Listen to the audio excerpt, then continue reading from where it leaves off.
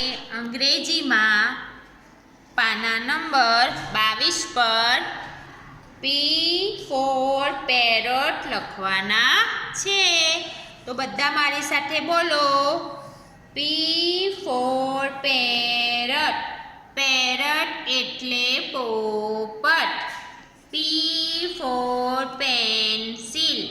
Pencil એટલે pencil. તો ચાલો આપણે લખીએ.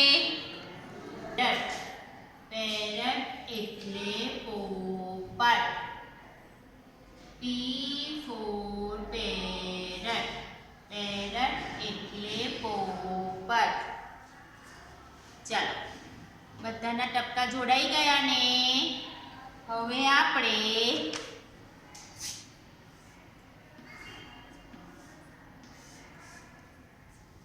લખીશું. બરાબર છે? જુઓ, તમારે બતાવને એ પ્રમાણે લખવાનું નથી.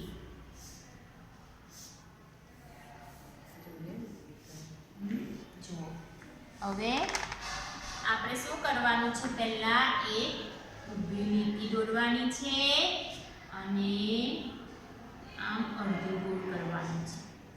આ રીતે સાચું છે. હવે આ રીતે ખોટું છે. તમારે લીટી દોરવાની અને જો તમે આમ કરીને અહીંયા લખો તો આ ખોટું છે. બરાબર ને? તો હવે તમે ખાસ ધ્યાન રાખીને લખજો. બહુ મોટા મોટા નહીં કરતા. પહેલા શું કરવાનું? આ લાલ લીટી પાસેથી એક ઊભી લીટી દોરવાની.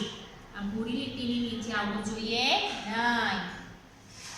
અને આ લાલ પાસેથી તમારે અડધું ગોળ કરવાનું છે. તો પહેલી ભૂરી લીટી છે ને ત્યાં સુધી જ, ત્યાં નીચે લાવવાનું નથી. એનું તમારે ખાસ ધ્યાન રાખવાનું છે. ફરી પાછા આપણે એક ઊભી લીટી બધાએ કરી.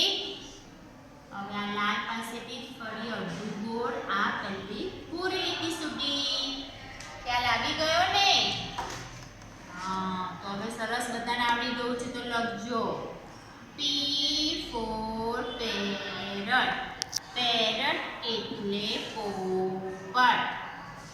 લખો છો ને? અક્ષર શાળા આવે છે ને?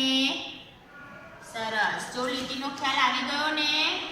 હવે કોઈ ભૂલ નહીં કરતા. હા, ચાલો.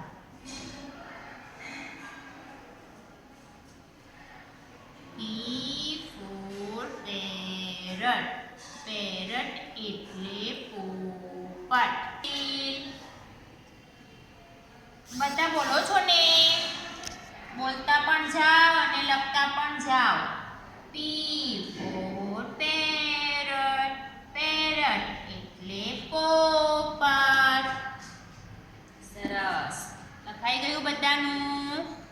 હવે P ફરતે ગોળ કરો. તો જુઓ, અહીંયા તમને ગોળ આપેલું છે કરીને. તો હવે આપણે અહીંયા જોઈએ. તમને અહીંયા P આલ્ફાબેટ દેખાય તો તમારે ત્યાં ગોળ કરવાનું છે. તો અહીંયાથી બધા P આલ્ફાબેટ શોધો. તો આ રહ્યા P for parrot. Very good. અહીંયા પણ P for pencil. સરસ. અને અહીંયા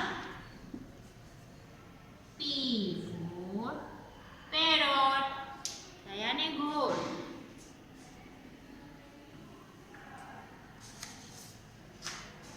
નંબર 22 પર વર્ગ કાર્ય કર્યું.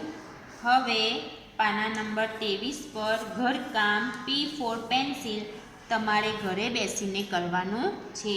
અને મમ્મી પાસે લખાઈ જાય એટલે અહીંયા તારીખ લખાવવાની છે. અક્ષર સારા કાઢજો.